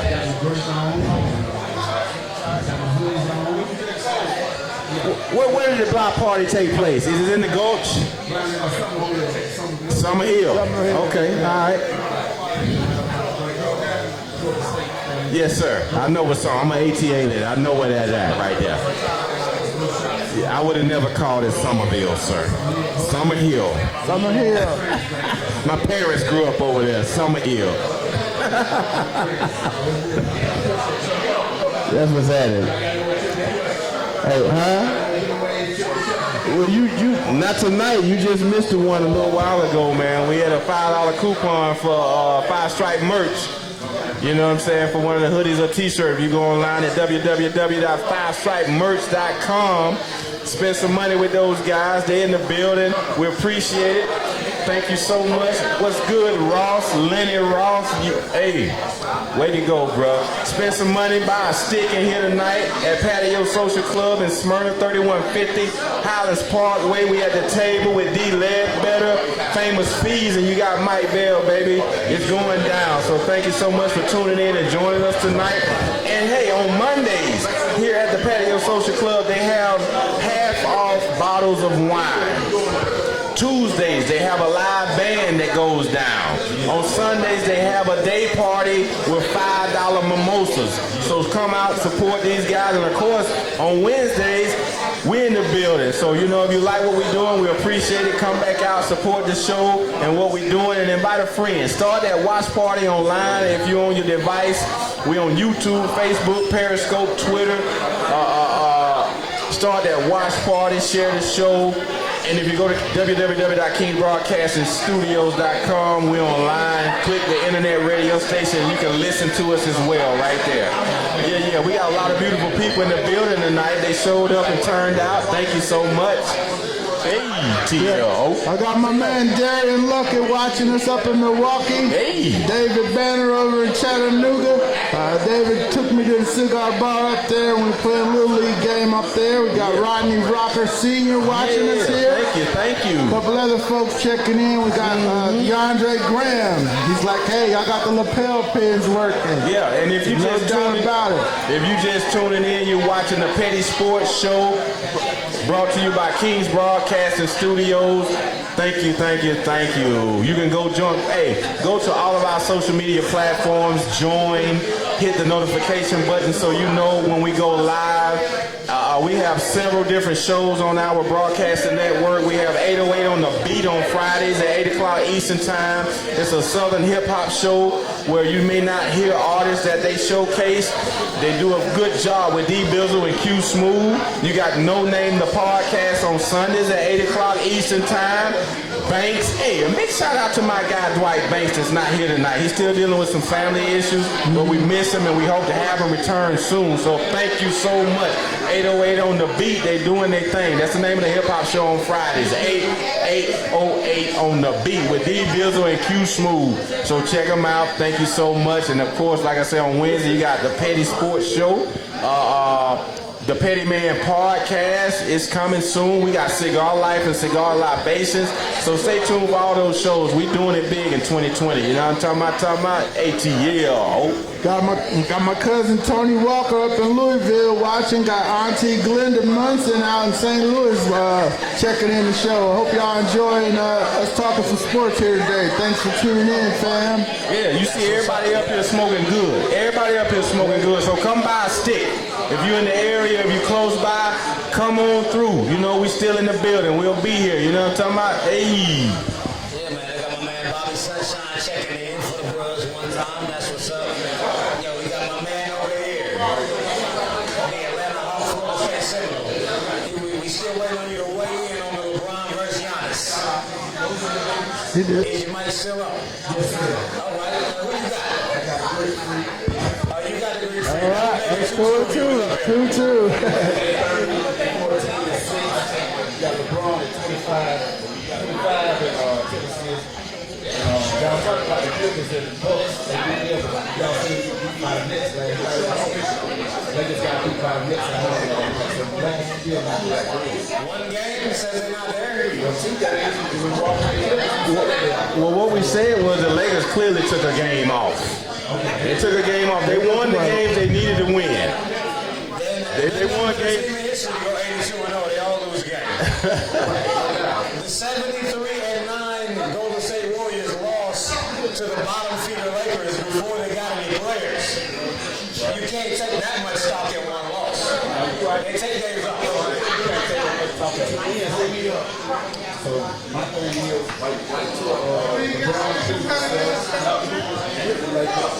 I still got a great All right. Hey, what's good? What it do? The Bucks ain't even going to the finals. We got Renard Miller in the house. Renard Miller. Go ahead and have a seat over here, good sir. You know what I'm talking about? Hey, man, right here, man. Sit with the group, man. We're going to keep this bad boy moving. Question number 4 in the Fast 5. The Baltimore Ravens and the Los Angeles Chargers formally submit a request for the league to consider implementing the Sky Judge in the upcoming NFL season. For those of y'all, if you don't know what the Sky Judge is, that is when you have a judge that is off the field. He may be in the booth or more than likely in New York or somewhere. that gets to watch the game from the drone, and when there is a call, that person can either weigh in and change the call, whether they can tell them to make a call or they can tell them to wave a flag. If you just want to give this, for example, if there had been a Sky Judge in that Saints Rams game, they could have dialed in and been like, hey, throw the flag, that was pass interference, call it, run it. They would have the ability to do that. They can fix calls. Or if you get one that's a bad call, it shouldn't have been a call, they can weigh in and be like, hey, wave that flag, let the play always say. Well, the more the merrier, in my opinion. Any chance you get an opportunity to get it right, get it right. You know, it may slow the game down, but I don't know, man. For people that gamble on the games, I think it'll do wonders for those guys. And I don't know, because sometimes even they have 8 in college. You know, they still miss calls, so it's not like a guarantee that they'll get it right. But I think if we embrace what they're doing, the more the merrier. I like the idea. I like the idea. I like the idea too. Well, for blatant, obvious calls like the Saints-Rams game, where clearly Mikael Roby had hit the receiver early. But, you know, there's a human factor involved here. I think you got a structural problem where you got 40 and 50-year-old men out there trying to keep up with these 22, 23, and 25-year-old young athletes. Good point. They can't keep up. They're missing stuff. They try to put refs in different spots and different positions so they can see stuff, but they miss some of the stuff. It's going so fast out there. So the sky judge will have the ability to slow things down, get the call right, help their officials out. They've been struggling lately. Once replay came into the game, and you can get the angles and the camera angles, so long as they have the same angles in all the stadiums. Sky judge seems like a good idea. I vote for it. That's going to be up for dispute at the owners meeting, whether it's going to be virtual or not, at the end of this month, the first couple days in April. So the Sky Judge should get a good look this time around. That's what's good. Man, I think the Sky Judge is an awesome idea. I mean, first off, shout out to my man Foley in the house. The bros is here. All right, Foley. All right. Definitely need to bring the Sky Judge into play. I mean, for you, what reason would you have to not be like, okay, I need somebody that's sitting upstairs that gets to see these replays that we all watch, and then the league issues a statement the next day apologizing for screwing up the call, and this man could have fixed it, whether it was that he didn't dial down and be like, hey, that was clearly pass interference, that was clearly blocking the bag, that was clearly helmet to helmet, whatever the case may be. This dude can dial in real time and have the ref make the call, or he can dial in and tell him like, hey, you missed that one, wave that backtrack. It happens all the time, and the league issues apologies every week. There's almost one game a week where somebody's like, oh yeah, they should have won, they got shafted on this one. If they have somebody that can actually dial in and make that call, they need to do it. And their only issue right now is they're trying to see if they can find 17 qualified people that are available to do it. They couldn't do it quick enough last year. They've had time, they need to make it happen. I want to see some younger refs out on the field, that's all. So we're 3-0 on the Sky Judge. So I got my man Steve checking in, and most gracious lady, the Dwight from Alpha Chapter. We got Stephanie Lyons, one of the Smyrna Spartans football moms, and we got her kids aren't playing anymore, but she was one of those moms there taking care of the kids for everybody. So hey, we appreciate give everybody everybody. a shout out. Thank you. We appreciate everybody joining in. Start that watch party, share the show. You know what I'm saying? Call that Petty Sports line, 678-871-9602. If you have a question or comment in the audience, raise your hand and we'll get a microphone right over to you. You know what I'm talking about? So, hey, we appreciate it. Thank you. Yeah, they still piling in. Hey, it's still crunk over in here. Hey, spend some money. If you're in the building, if you're in the area, come over to the Patio Social Club, 3150 Highlands Parkway. Come over and stop in that humidor, grab a stick, join the show. We talking sports. We covering everything from the coronavirus, Atlanta United, the Lakers, the XFL. You know what I'm saying? We going in. I appreciate it, everybody. ATL. Last question for the Fast Five. Question number 5 is going to be a real one. It's probably going to take more than 30 seconds for anybody to actually break this one down. But hey, who's counting? The UFC 248 features co-main events for Adesanya versus Romero and Zhang versus Johanna. Which fight was better? Yeah, we need to spell that so that people can Google and see the beatdowns that happened in the women's fight.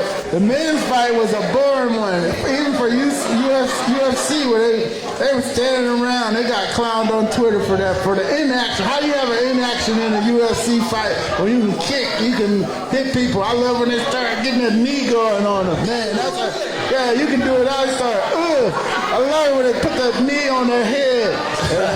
Man, they start pounding them, man. It's brutal, man. And to see them cats trying to rope a dope in the UFC pit, that was against the rules. Yeah, it was weak, man.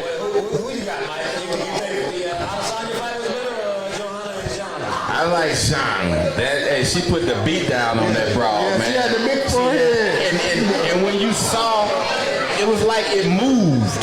The liquid that was in the bruise that she left on her head, you can see it move across her forehead. Like fluid was building up. I thought they were going to call the fight at any moment. The Adesanya fight, it was very conservative. You know what I'm saying? Wasn't a whole lot of glitz and glam going on over there, but your boy pulled it out. I was a little disappointed in that fight. But the women, they brought it home. They sold the tickets that night. Oh, they absolutely did, man. I was highly disappointed in Adesanya versus Romero. Romero actually had a massive game plan. He sat back and got him once. He stunned the hell out of him with a couple of cold left hands in the first round. Yeah. Adesanya was scared to come in.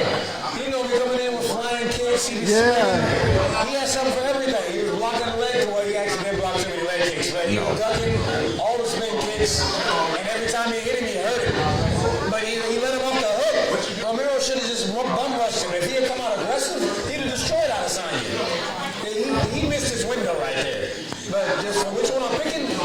Easily the Joanna fight. I mean, John won the fight, but the fight was close. It was a split decision. Could have gone either way.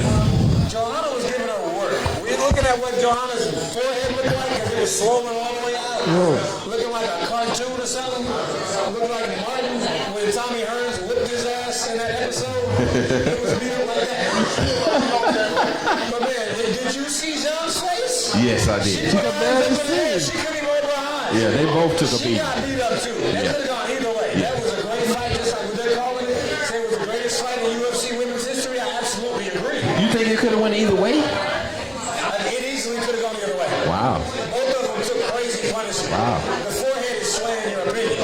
You watch what actually happened in that fight, they both were taking heat. Young, she never stopped. It was like she was a robot. She never stopped punching, man. Their weights distributed different. The punches she landed had more heat behind them. But Joanna, she came with that heat. She did. She fought a respectable fight. Her strikes were concise. They was on point. They was sure what she was getting. That's why she looked like that after the fight. I would hope to see a rematch, but honestly speaking, the way both of them looked after the fight, neither one of them need to fight anymore. Just really due to health concerns, neither one of them sit back in the damn octagon. Okay. Yeah, We're okay. talking about worrying about coronavirus, we worried about folks fighting dogs, this, that, and the third. Why you ain't worried about that? That chick looked like she died in the ring. And we made money. Yeah. We watched it, we loved it, we want to see it again. She probably looking real bad. Today, looking in the mirror, she probably looks terrible. When the last time you heard somebody mention CTE in UFC? I don't know why we don't hear it more. No doubt. They getting their face beat in. Nobody talk about it unless we talk about football. That's what's up, man. I agree. I'm just saying, let somebody take the heat off the NFL. Look at these other sports, they get beat in the head, and that's what their sport is about. Right, exactly. That's the difference. Their sport is about this right here. Quite different in the NFL. I want to jumble up your brain to make you get woozy and pass out. That's my goal. That's not what we're going for football. I want you to ball in the end zone. If at all possible, I'm going to try to not let you touch me, let alone lay me out. These folks are like, I'm about to take you all the way out. I know we went all the way on the tangent, but I just felt some kind of way. There you go. Hey, go over there and spend some money in that humidor here at Cigar, not Cigar, but the Patio Social Club. I'm smoking the AJ Fernandez Hoya So go check them out. Spend some money over there. Get you a good stick so you can join in the show tonight, you know what I'm saying, and feel a part of what we're doing. If you got questions or comments, raise your hand and we get a microphone to you. You can call in on the Petty Sports line, 678-871-9602. And we'd like to thank everybody for joining in with us tonight, showing up. You could have been anywhere else in the world, but you're right here with the crew at the table making it do what it do. And big shouts out to my dude, Banks. Banks not here tonight, but hey, bruh, we know you'd rather be here. Yeah, no doubt. I got my man J.R. Thomas III in the building, checking in, watching us. That's right. Falcon fan. We got J. George Mullins Jr. and Doc Hayes. We got Kenny Bowes in. Okay. Kenny Bowes up in New Jersey. One of our frat brothers from Howard Alpha chapter in the house. Hey, that's what it is. Bowes. Thanks for watching, Kenny Bowes. See my bro in this watch party. They call him rock bottom, shot him, got him. That's what he do. He got rhymes behind his name. That's how he come with it. Much love for tuning in, baby. Yes, sir. Yes, sir. And then we gonna keep this thing rolling. We moving on to the NCAA tournament. We got a challenge. What we need y'all to do, join Petty Sports on ESPN Tournament Shoppers. Go ahead and create your brackets. The group name is Petty Sports.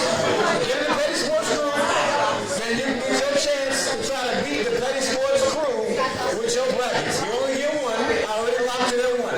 You can't put in 15 brackets, so you can get all your upsets in. Submit your best bracket. Put it in there. Download the app or go on ESPN.com, create a bracket, join the Petty Sports group. Good luck, but not really. It's not one of those 7 bracket affairs. You don't get to pick all the upsets of the 12-5s and pick them each way in both brackets. With one bracket, give me your best bracket. Don't sit there on Sunday making us 9 brackets.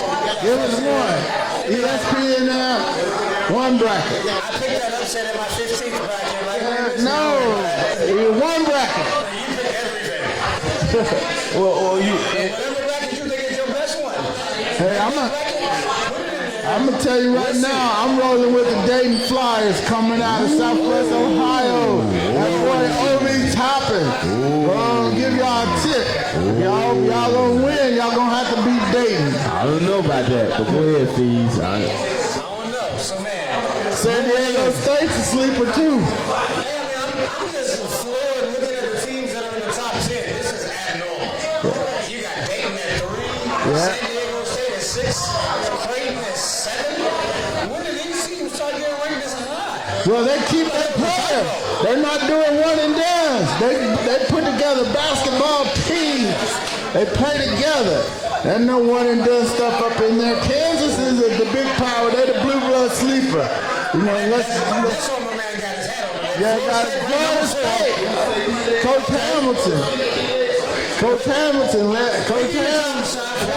Florida State. He's an eye on them. They might be in my Final Four. No question about it. He's playing? With all the movement in the top 10 in the 2019-2020 NCAA basketball season, this is probably the most we've seen in NCAA history. We've never seen the number 1, number 2 team get knocked off as often as what we watch. What we saw throughout the regular season make the tournament series relevant this year. This is going to be the mid-major Final Four.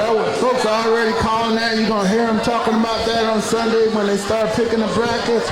It's going to be about 8 or 9 teams with a shot, depending on how they stack the bracket. Gonzaga's going to be out west. You know, Dayton should get the Midwest on the 1 and 2 line.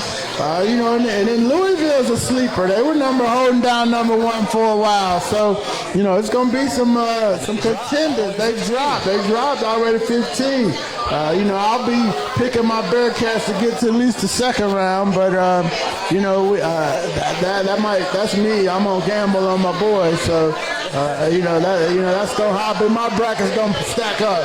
But it's gonna be delightful because you got so much talent that stayed at the school, and the transfer rules changed too, where cats can go kind of cherry pick and go from team to team and so forth. So you're gonna have some dark horses this year.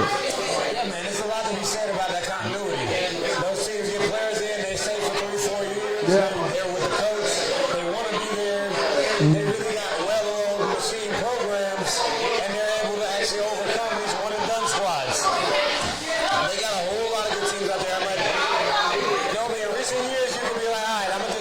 Just roll with Kentucky. I'm just going to roll with Kentucky. I tried rolling with Kentucky. I tried rolling with North Carolina. It doesn't work. Doesn't work. Not this year. This is not the year for that. But at this point, Kentucky and North Carolina are way back out of this thing. North Carolina ain't even in the top 25. No, they can get hot here. The ACC tournament starting this week. We'll keep an eye on that. They gotta hope they actually But make the tournament. that's going to be Florida State and Coach Hamilton's squad. Yeah, man, like it's a lot going on, man. The Big East, they got a lot of teams in like they always do. Yeah, and they're talking about how strong they are now. And I've fallen victim to picking all these Big East teams like they got 8, 9 teams in, so clearly one of them's going to go and none of them go. Just because the conference gets a lot of teams in, they just got a lot of love. That does not mean they're going to win. Yeah, Seton Hall's even getting a little love, and they haven't been around in a while. So, Seton Hall's getting a little love. That's the only reason we remember them. James Purdue, so we know who he is. Hey, what's up, guy?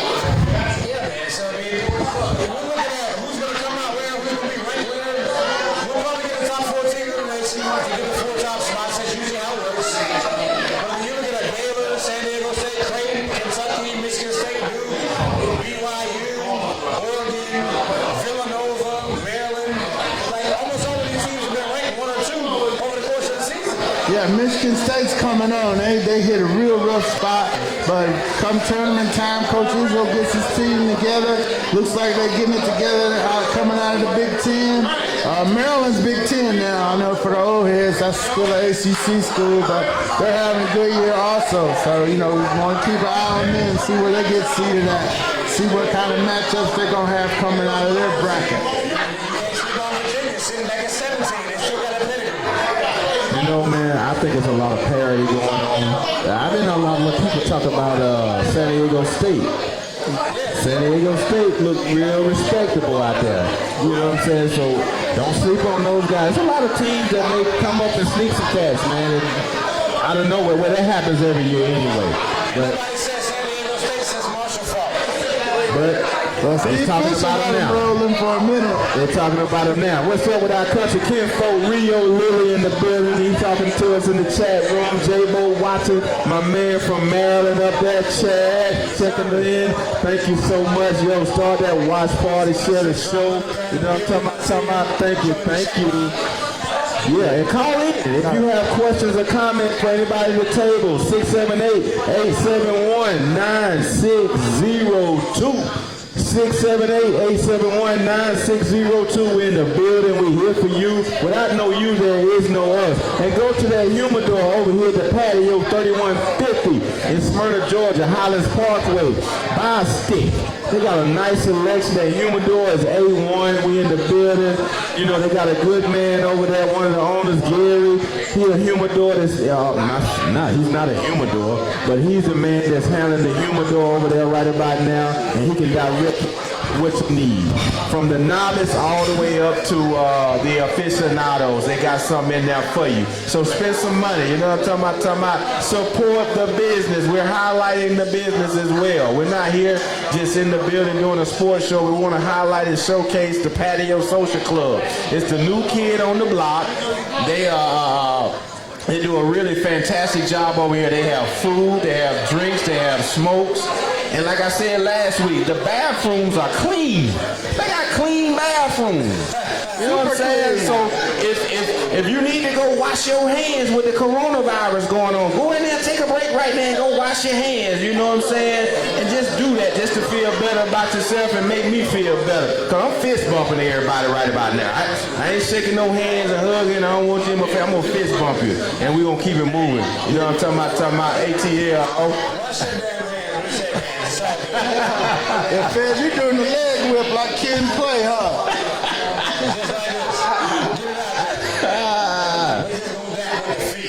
So check it out, man. In regards to the NCAA tournament, with these new regulations now due to the coronavirus saying that there will be no fans allowed to be in any of the venues during the entire NCAA tournament, does that benefit the Cinderella teams or the bigger teams to not have any fans in the building? Well, it depends on where the venue and the proximity of the school. So when North Carolina would play in Greensboro, that would be a home game. Now that's not going to be a home game. When Kentucky would play in Louisville, that would be a home game. Or if Cincinnati went down to Lexington, that was a home game. Or they went up to Columbus. Now you're taking that out of the mix with the fans not being able to play or be a factor in the game or get behind the team. So that's going to be, where the players going to get their emotional energy from. So the deeper teams, I think, are going to be, prevailing in these neutral site, no fan games. No cheering from the media. We're waiting to hear if the media is going to be allowed to cover these games. Sure, the TV people will be there to cover it. We're worried about the print press and digital press, because that's going to be important here in Atlanta, what kind of coverage we're going to be able to give the nation when the Final Four does get down to the Mercedes-Benz Stadium.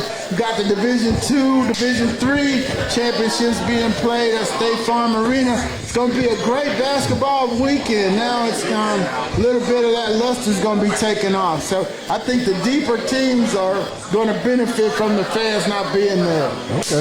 Okay. I think that will actually play more towards the coaching. Normally in that environment, everybody's emotions are running high. They're nervous. There's so many people in the arena. The stakes are high. They get out there on the court. Their hands get to shaking. They don't really hear what the coach is saying. They forget everything they did in practice. With no fans in the arena, it's like a scrimmage. So this will actually start to play more into who has better coaching. You can go deeper on your bench when there's nobody in there because you can talk to them. When they're out there, they miss an assignment, you can tell them while they're on the floor because they can actually hear you because ain't no fans in there. They'll have the coaches way better access. Oh, shit, NBA is suspended the season following tonight's game. All regular season games have been postponed. Breaking news. And like I said earlier, no more Trae Young. and like I said earlier, don't think this coronavirus is some kind of fluky incident that's going on. If these people, we got billionaires willing to miss billions and billions of dollars because of this coronavirus. Don't take it lightly. This is what's real. Take it seriously. It's real. When you talk about suspending the regular season game, there's only 2 weeks left roughly for the most part, but that's real. No more talk about who getting MVP because they no more season. No doubt. I mean, that's going to be Wow, that is deep. Let's talk about that. Well, they said they suspended it and they canceled it. Right. They're going to push it out. Now they're pushing it out. Means they're going to push the NBA season into the Olympics. Football season, too. Well, it might not be no Olympics in Tokyo. May not go to football because I think they're going to reevaluate sometime around early April, and then they'll should have Bleed all the way into the Olympics because the Summer Olympics are starting soon. Yeah, the players are starting to comment, wow, bro, wow, from Ja Morant. Bradley Beal says, DAMD, he's not happy. Sad face. Hey. Zubac's upset. And there's my man Sekou Smith, the Smyrna here. He's up there on NBA TV. Local NBA celebrity, former beat writer from the Atlanta Journal-Constitution on NBA TV, talking about this as the news is breaking. Man, this is stunning. Since y'all ain't got nothing to watch, y'all might as well tune into the MLS games. No better time than now for you to go ahead and rock with the Five Stripes. Atlanta United. Soccer, football. That's all you got to watch. Hey. Atlanta United plays tonight, Club America, NLS Tech out of Mexico, 10:30. 30 minutes after we end the broadcast, go ahead and Watch tune that. in. You don't know nothing about it, watch it, listen, ask a question, ask a friend, tune in, holler at me. Come to the match. Well, you probably can't come to the match because we ain't going to get to the match. But tune in. They ain't cancel that shit.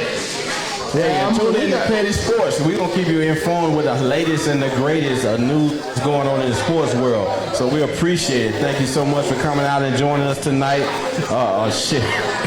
Sharing your time with us. We really appreciate it. Share the show. Start that watch party. Let everybody know your boys are on. We in the building. We doing the damn thing. You know what I'm talking about? ATL, ho. Got my cousin Wallace McPherson checking in from St. Louis. What up, Wallace? Hey, cousin Wallace. Hope it's all good in the STL. St. Louis in the building. From the Battlehawks. That right? Hey, give a little cheer. And then Jim Hart, he's local announcer, broadcasting, does a lot at Georgia Tech back in the day. See him at the Falcon games, and he's in here watching too. I know everybody's stunned by that NBA news right now. Yo, and come out to the patio on Mondays. They do a half-off bottles on wine. On Tuesday, they have a live band. On Sundays, they have day party. They have a day party with the $5 mimosas. And on Wednesdays, of course, we're in the building. The Petty Sports coming at you live and direct. If you want to get at the Patio Social Club and advertise your business in the building, they got a phone number where you can come in and get with them, 678-403-2136.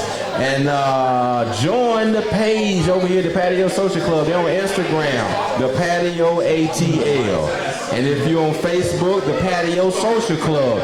Go to all the platforms, join these shows, the Petty Sports, Kings Broadcasting, 808 on the Beat. That's the hip-hop show Kings Broadcasting brings to you on Fridays at 8.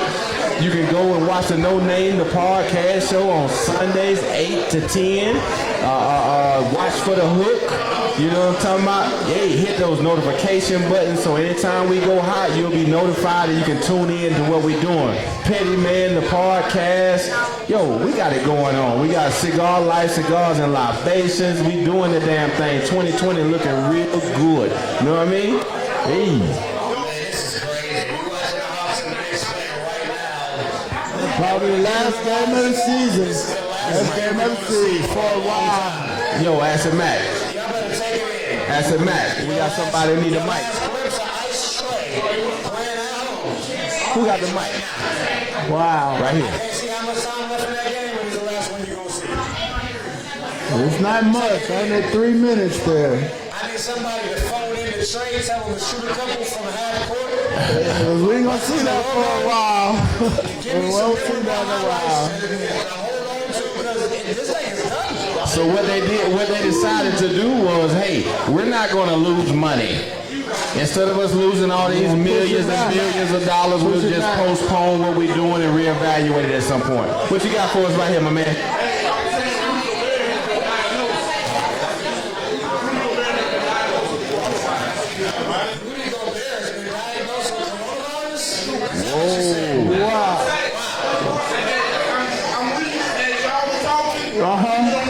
Wow.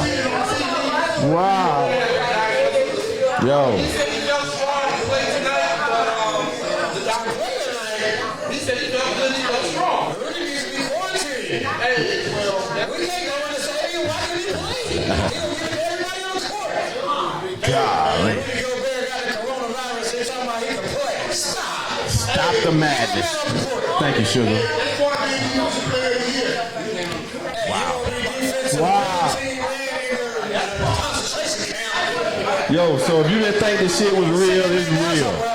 Yes. Coronavirus is in the building, it ain't playing, and they got people willing to miss billions of dollars in the meantime. They canceled the NCAA tournament. Right here. Well, not too late. Yeah. Jazz Thunder game postponed. Rudy Gobert.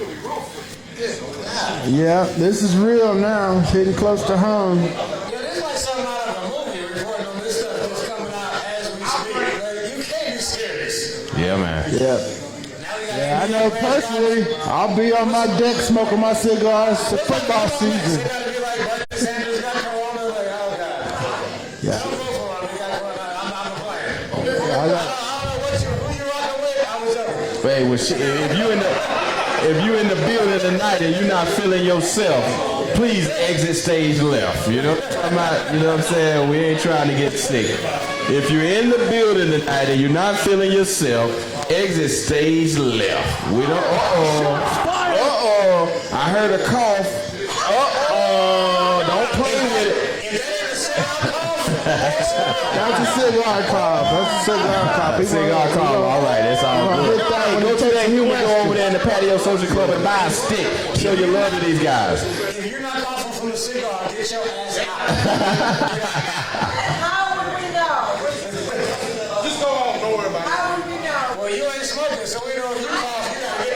got one in hand.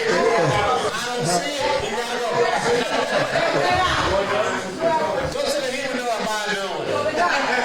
Get one of those super flies back there. I like that super fly. I know my man got a super fly for me ready after the show. Besides, y'all, we coming up to the top of the hour, so we're about to hit y'all with the last topic. I know it's gonna be some folks. What up, Eric Idiot?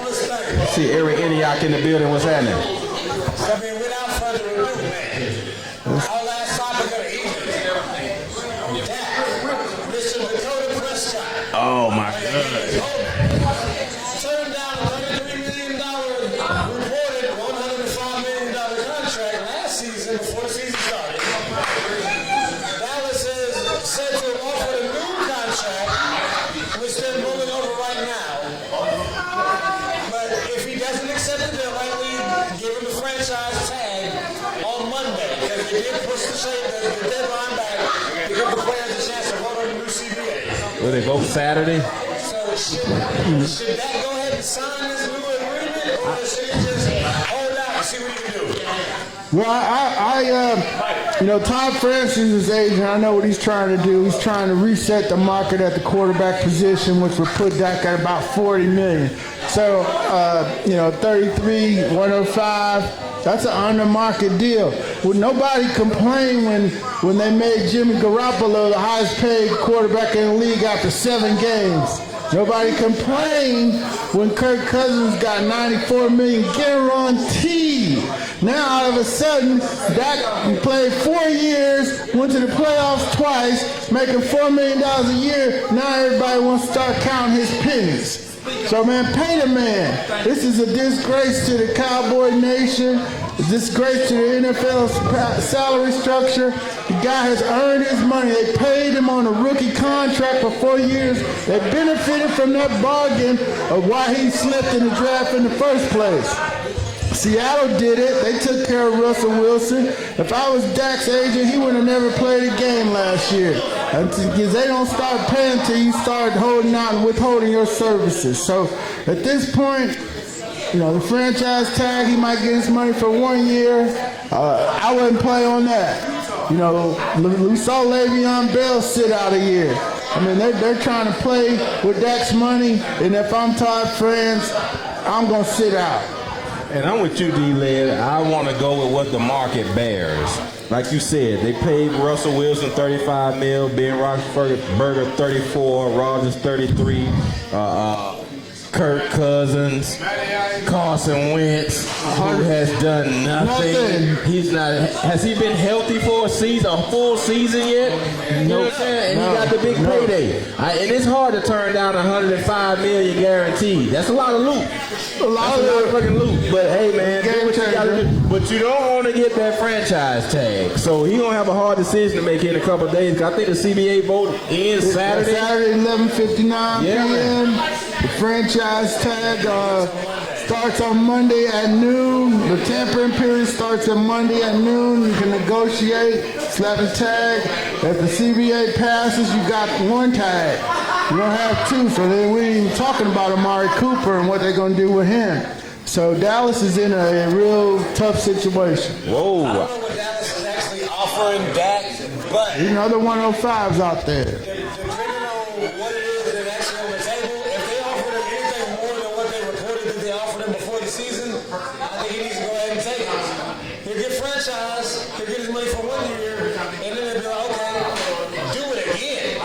You let the league pass in this season, you get a franchise, you'll get that one big payday, and then you don't do it next season after you don't have Amari Cooper anymore, and everybody's keying on Zeke, and they're depending on you to put up numbers without the receivers, and you don't produce, you might end up shooting on yourself. Well, the one thing, though, You should take the money. Brian Broaddus, who was working for the Cowboys, he been in on the meetings with Jerry Jones, where the Cowboys questioned whether Dak was worth the money. Now, they procrastinated, and the price kept going up. So it's time to pay him. He's worth the money. Give it to him, and we should see that happen here. Okay, yeah, see, it got heated in here. It's a 2-point game with these Hawks right now. Right, they got the TVs rolling. 116, 118. Hawks coming down with the ball. Nice trade. Here you go. Get in there. Tie game. They call that boy Ice trade. Ice trade. Y'all better soak this in, baby. This is the last NBA game of the season. That's right. And you right here with Enjoy this. Enjoy this. You in the building. You in the building with Petty Sports sharing this airtime tonight. We appreciate it. Thank you so much. Somewhere else, we right here in Atlanta, watching the Hawks play live while we broadcasting. Trigger trade. From the logo. I told somebody to make that phone call. From the logo. Yeah, that's my dude. They made the call. Yo, don't fuck with my dude. That guy right there, Ice Trash, for real, for real. 5 minutes ago, I said somebody need to shoot that bad boy from the logo, and he did it. Yo, we got a question from the audience, a comment. What you got? So about that, real quick, I agree with you, B-Man, pay that man, but the thing is, that doesn't want the 5-year deal. He wants that 3-year deal to come up. So you can go back. So he can go back to the bank, so he can get in while he's still in his prime. That's the issue right now. They're trying to spread it out over 5 years, back over the incentives and all that other. Yeah. He wants that money for 3 years so that he can come back to that. What he wants is 2 bites at the apple. He wants to take the bite now, then when the new TV contracts come in and the now streaming deals and the salary cap goes up, he's in a new spot. He's in a new spot in 3 years, and that's what he wants. It makes sense to me. I know Todd France, one of the top agents in the game from here in Atlanta with CAA Sports, and that's a smart strategy on their part. Hey, we got another question, a comment from the audience right here. What you got for us? What you got? What's up, D?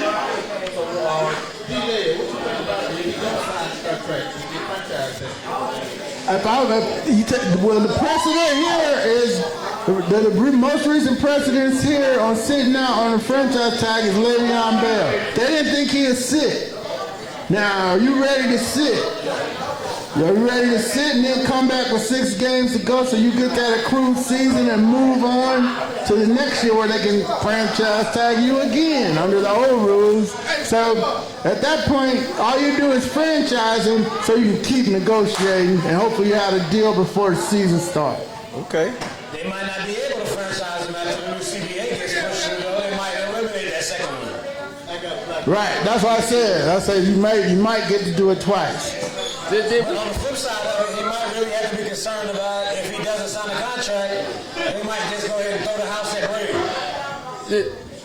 Did y'all Well, there we go. If they throw the whole house at Tom, he might just be out of a job. I mean, he could end up in New England, which would be a great situation.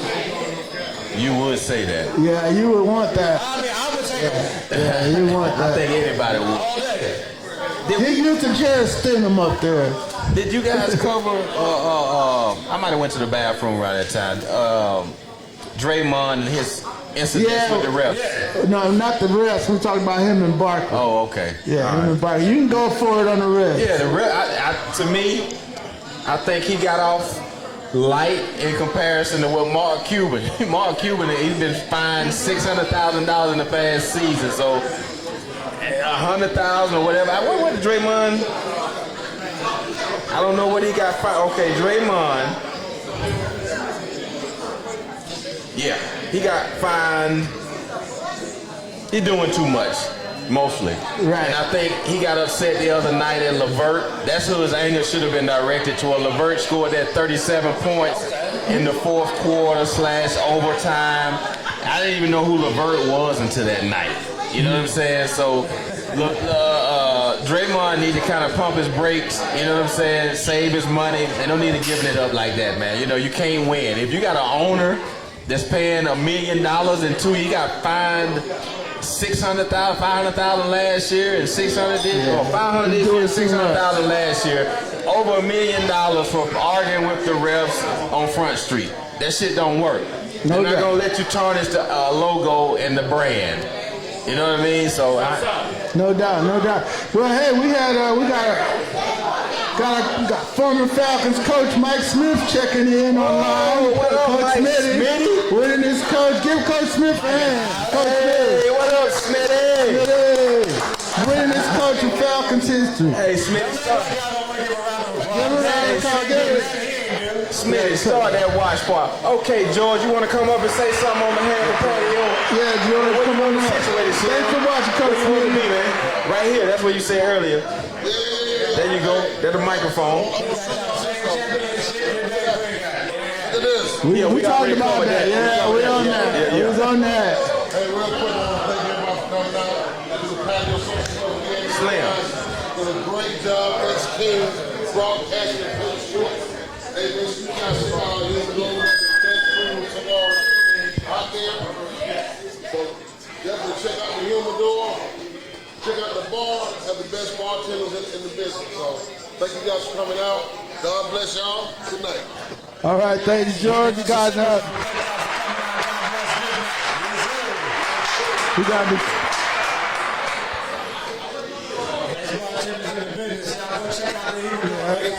Yeah, come in. My homegirl Keisha checked in. Daryl Davis, former president of the.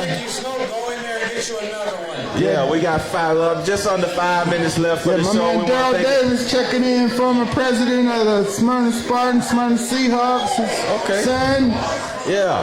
Miles Davis, linebacker up at Davidson College. I coached him in his first football game. Thanks for checking in, Daryl. Hey, we want to say everybody here in the building, we thank you for coming out and supporting us tonight and sharing your love at the patio for the Petty Sports, brought to you by King's Broadcasting. Give yourselves a round of applause one more time for coming out. We thank you so much. We really appreciate it. Hey, and check it out now. Go to www.kingsbroadcasting. Join the page, like the page, share the page, Petty Sports, all of that. Get the notifications, hit that notification bell. So when we go hot on live, you know what we're doing. We're in the building. Maybe you can come out and support us no matter where we at. Stay tuned for 808 on the Beats. Come on Fridays at 8. That's a hip-hop show with a southern swag and flavor. They highlight artists that you don't normally hear about. They don't get the airtime on the radio. They highlight their talents and, you know what I'm saying, bring them to the masses. We got No Name the Podcast on Sundays. Check them out, 8 o'clock. King's Broadcasting Studio. So, go join the page, like the page, share the show, hit the notification bell. We on all platforms. Periscope, Twitter, Facebook, YouTube, Instagram. Do it. We appreciate it. Help this thing go digital. Yeah, ATL, ho. This thing go all the way digital. Yes, sir. Go ahead. We got a few more minutes. We got the Hawks and the Knicks going straight into overtime. We ain't gonna be on there all the way till this bad boy go off. This is the last NBA game of the season as we know it. Y'all need to take it in. Take a sip. Get another drink. Get you a stick. Let it just soak all the way in what it's going to be. Yeah, and if you need to wash your hands, go wash your hands. You know what I'm saying? We're about cleanliness, okay? If we need to tell you to wash your hands, you need to get out. That's really what it is. If you wouldn't wash your hands before the coronavirus, something If wrong. you wasn't doing it before, get the hell out. I don't need you here. Yeah. Thank you so much. We are excited and delighted to be here tonight. We thank the patio for having us. Got a little news for him before we go. Okay. Breaking news. Ant-Man and the University of Georgia Bulldogs pulled it out. They advanced in the SEC tournament. Ant-Man only put up 5. They got 22. Yeah, they got 22, 21, and 15 from Rashawn Hammonds, Jordan Harris, and Severe Wheeler to advance to the second round of the SEC tournament. Dogs versus Florida at 3 p.m. tomorrow in the SEC tournament. So Ant-Man's got one more game, but his boys stepped up tonight over there at Nashville. 22 or 15? Rashawn Hammonds had 22. Jordan Harris had 21, and Severe Wheeler had 15. His boys stepped up for him. That's what's they good. didn't want Ant-Man to end. They've been waiting for that all year.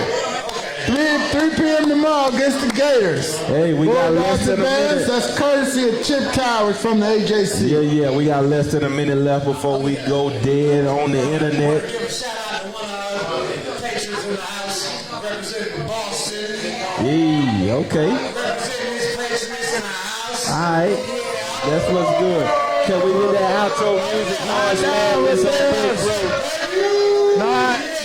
on Big Bro. Can we get that March Madness? The March Madness in the building on the outro.